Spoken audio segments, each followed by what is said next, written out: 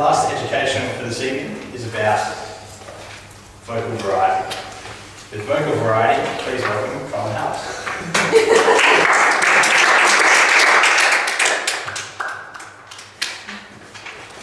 Vocal variety. Objectives. To identify vocal qualities. To learn how to vary your voice. To explore the effect voice has in speech. The importance of voice. As a speaker, our strongest link to an audience is our voice. It's our calling card. Now, if I continue to read through all of that, as I just did, you're probably going to be pretty bored. If you hadn't switched off already, you probably would in the next couple of lines. And I would have gone through it really quickly because I was talking pretty fast. Vocal variety. The objectives of using vocal variety is to identify vocal qualities, and that's what we're going to go through. To learn how to vary your voice, because varying your voice can have a big impact on what you're actually delivering, and to explore the effect voice has in speech. So, how important is our voice?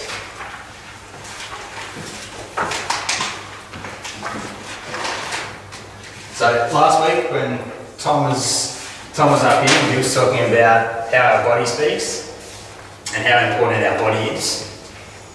You drew a circle and you turn it into a pie. Not the kind of pie you can eat, the type of graph pie. And so what percentage of this was what your body says? Does anyone remember? 35. Your body? What is 35? 70. You said 70. Oh, sorry. They don't make any change. Yep. So what we're looking at here in this book, it's looking at it a little bit differently. So it's not looking at what our body language is saying, it's more about how we actually look.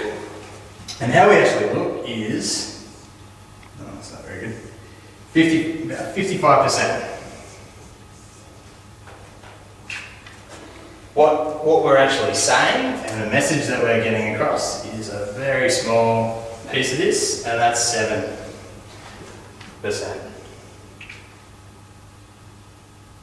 And how we actually sound, 38%, which means that there's a little bit that's missing and it doesn't tell us what that is. But that's okay. So, how we sound, 38%, compared to how we actually look, 55%. So that's pretty big. How often do we actually think about how we sound when we're talking to people? Well, A lot. I do. You do? When we listen to our own voice, when it's been recorded, listen to our own voice. That's been recorded. You never sound like you think you do when you hear it back. No. Your voice always sounds different Yeah. than what you hear. So there's a whole bunch of different situations where we need to be able to use vocal variety. And what do you think some of those times are? Just ask the question again, When we need to convey different messages using vocal variety. What are some instances where you could have to use a different tone of voice? Excited, happy, all the emotions pretty much. Yep. To convey emotion, convey an important fact. So emotion, power, persuasiveness, and we also use it so we can be heard clearly. So to be able to give emphasis and energy into a presentation. What do you reckon you can do to emphasize?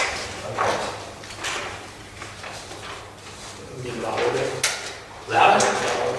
Talk louder. And I think that this is really... Remember Phil Davidson?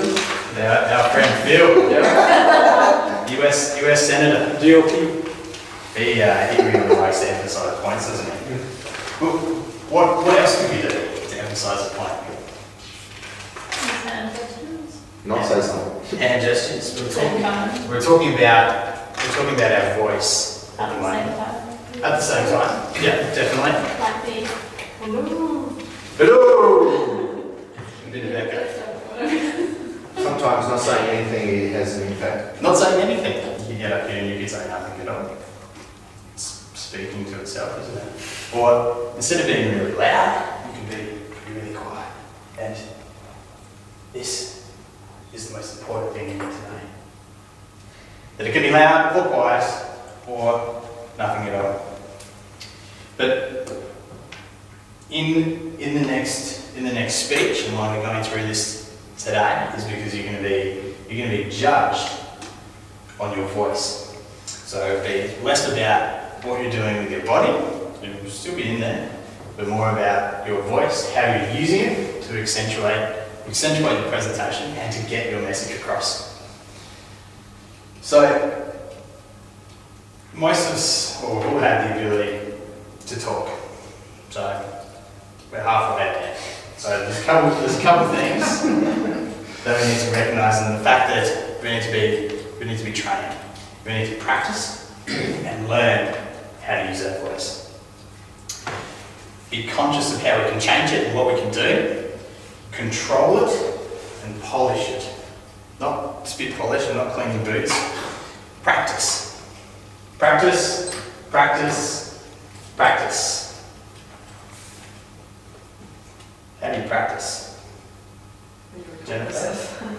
You listen to yourself, you record yourself. Record yourself. You're in front of a mirror. Your practice is in front of a mirror. Who has? I used to. Used to? Did it help? It does, but you have to get used to yourself, watching yourself, and it can be a bit intimidating when you first doing it. It can be. Definitely. Does the audience intimidate you? Yeah, you just feel like he's like yourself is laughing at you. I just hear it. A bit awkward. Yeah, you definitely have to have a stern talking to the audience afterwards, wouldn't you? Tough crowd. Okay. What makes a good speaking voice? Variety. Variety. Clarity. Clarity. Bit of animation in their voice now. Animation. Enthusiasm. Enthusiasm. Any others?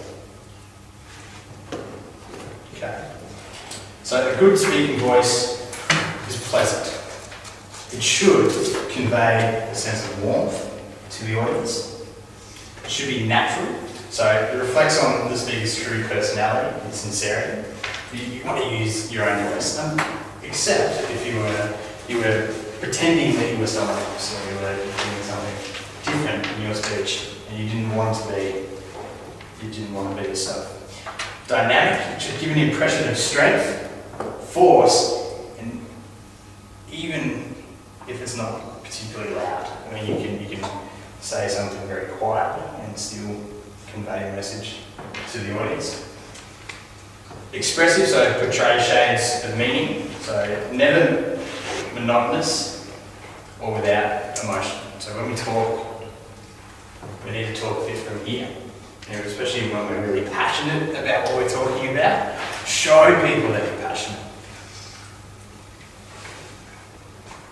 And easily heard, so we need to select an appropriate volume for the room or the audience that we're with. If we're talking at an old folks home, we probably need to talk a little bit louder.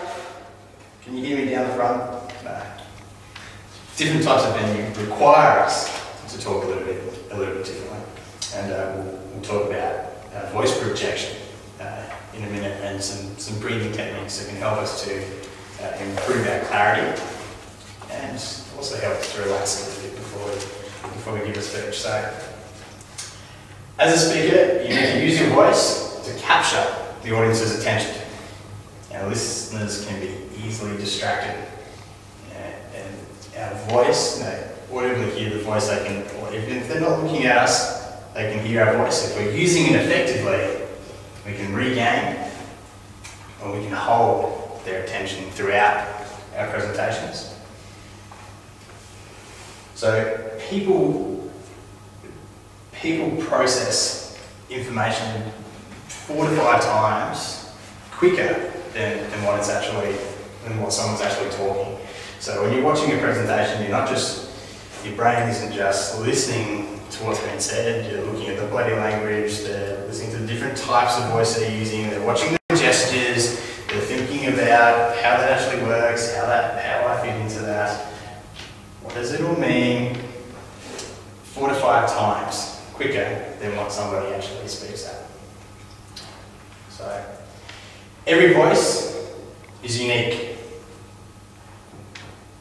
Every voice is unique. Your voice is your fingerprint. So you need to use it effectively. So the sound each individual produces depends on size, shape, mobility of their resonators. And we'll get into resonators in a minute. So we hear our own voice in different ways how other people hear it. And that's exactly like when we record our voice, it sounds completely different, doesn't it? I don't sound like that, do I? Isn't that what you always say? I don't sound like that. I think I think that to myself every time I watch a recording and I'm on it. It doesn't change. So we generally hear ourselves as louder and a lower pitch than what other people do. And whether it really makes sense, because my mouth is right next to my ears and I think I can hear myself pretty good, but that doesn't mean that Joe sitting down the back of the room can hear us if we're not using our voice effectively. So good speaking voice should be a balance of pitch, which is high and low sounds, which is sometimes called modulation, so changing voice to suit the part of the speech that you're up to, or to convey the emotion. Tempo, a speed at which we speak, and effective speaking rates are somewhere between about 130 and 160 words per minute. Talking faster than that, you probably chew through your content really quickly and maybe end up with a whole bunch of time at the end. Then people won't necessarily get what you're talking about. So about 130 to 160 words a minute. The volume. Loud and soft tones when you speak. Loud and soft tones while you speak will really help you to get your message across.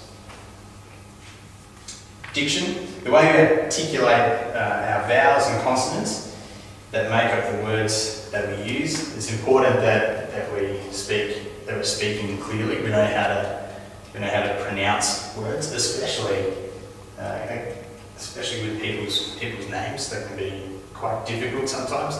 It's quite appropriate to ask somebody how to actually say their name if you were talking about them in a speech, or you were presenting them or introducing them.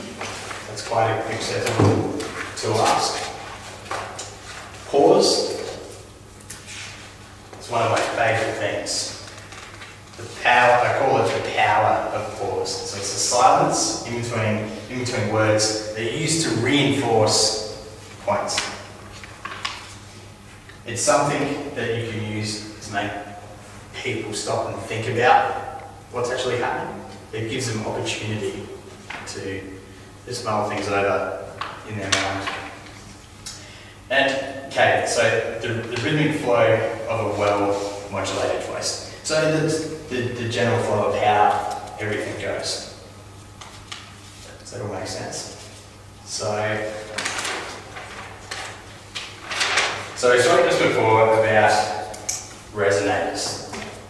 Do you want to know what our resonators are? Where they are? So not much from cheekbones and nose and Yep. quite a few things. Yep. So it's our part of our face, so our mouth, our cheeks, how wide we actually open our mouth when we're talking, our vocal cords, our chest, the breath that we breathe in, they're all part of our resonating system. And when we're using all of the resonators together, they work really quite well. And we won't go into too much of anatomy. We're not going to go into an anatomy lesson on on what they are and exactly how they all work. But there are some things that we can do to help us to improve the use of them. And one of the big things about resonators is they work more effectively when we're relaxed. So it's to do with breathing, so it's essential that we harness our natural energy with effective breathing. And we do a breathing exercise in a minute. So it is the breath being expelled from the lungs and forced over the vocal cords, which causes sound to be made. And the resonators used in the chest, larynx, mouth, nose, bones of the face and scalp, which give the voice this individuality. And every voice is different because we all have different features. So the more relaxed we are, the more likely we are to breathe deeply. Is anybody here a singer? Done singing, John? You would want Please come up. Other than the power song. So one of the things that you learn when you're singing is it all comes from in here, and it's about breathing deeply, getting the most amount of air that you can into it. So the more relaxed we are, the more deeply we'll breathe, and it will flow on. So this in turn means that we're more likely to use the resonators more effectively the more relaxed that we are. I know that can seem a little bit tough. I've only given 4 speeches and you expect me to come up here and be relaxed and breathe really deeply, and I'm breathing really quickly or not breathing at all. Come on guys, got to breathe. So stand up, everybody stand up.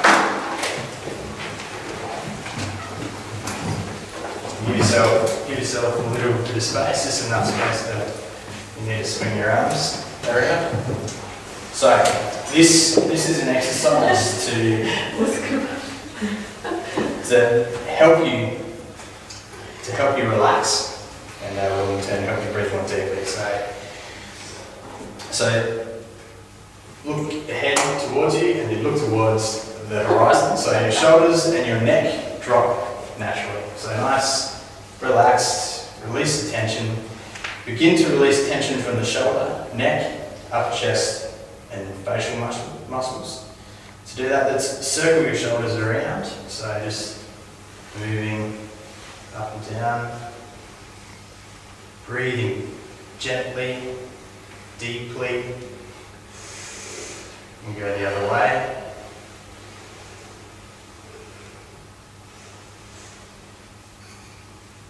As we're breathing, let's swing each arm up and just let it gently drop back down.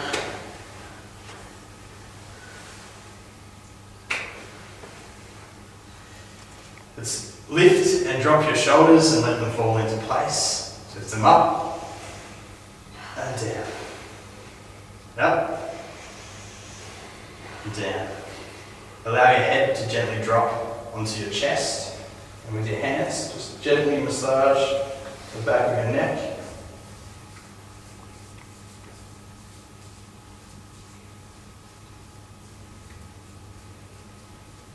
And finally, allow your head to swing back and forth across your chest.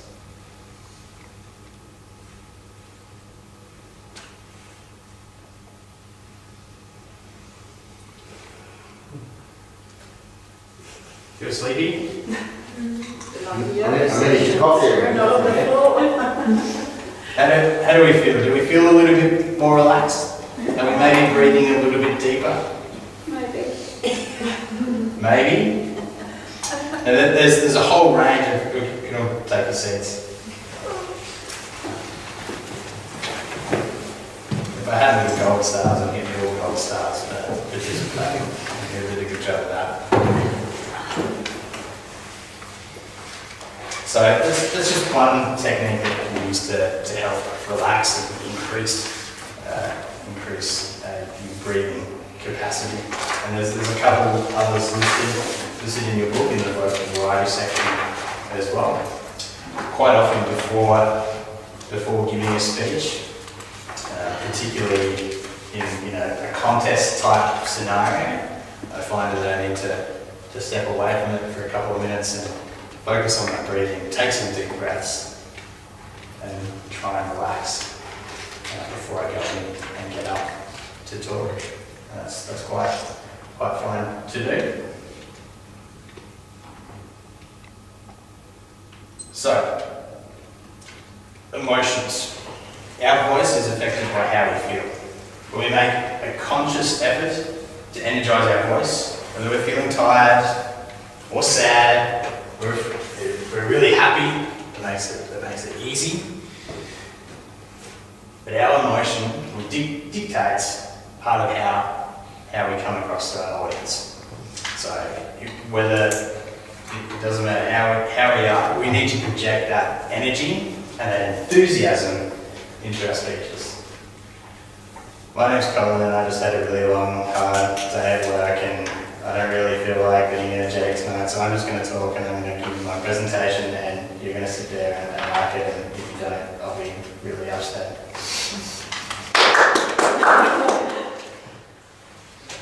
But that type of message, how responsive would you be to hearing somebody talk like that?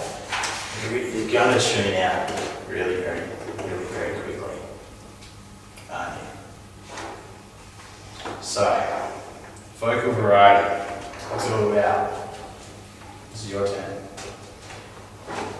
What's it about? What do we need to do? Breathe. Breathe. Relax. Relax. Be clear. Clear. So dictation. It's all in the book. You guys read this? I don't know how you're going to pass the testing last week. Power of pause. Power of pause. That's a gold star. Test. You fell for it, don't you? There is no test. Test. Maybe there should be a test. No. Oh, you can do that for the next session on speech. Yeah, it's a great idea for the next Sorry, session. just for the next people. Maybe do that for the We're next happy to evaluate for them. Yeah. Test. So, a good speaking voice is pleasant, natural, dynamic, expressive, easily heard, enthusiastic, like Rosa. It should be a good balance of pitch, so our tone, tempo, the volume that we're using. So remember, it's not just about talking normally or talking loud. You can talk softly to get your message across. Diction, so how we pronounce words, power of pause, and cadence, so the rhythm. Keeping good rhythm, good flow, and it all rolling together. Any questions on vocal variety? I have a question. Yes? What if you think you're doing vocal variety in your head, but it's not coming out like that? So even if you've recorded yourself, you think, man, I don't have the same vocal variety as I think I do. What would you do? Yeah. Part of fixing anything is being aware of what you're actually doing. And that's where, in this example, recording your speech, and you can do that as simply as, I'm sure all of you probably have a mobile phone you can record your voice on. Listen to it back and see how you're actually doing it, and then just keep practicing. So record it, listen to it. It was a bit flat in this bit. Do it again, practice, and just try and be aware of what you're doing.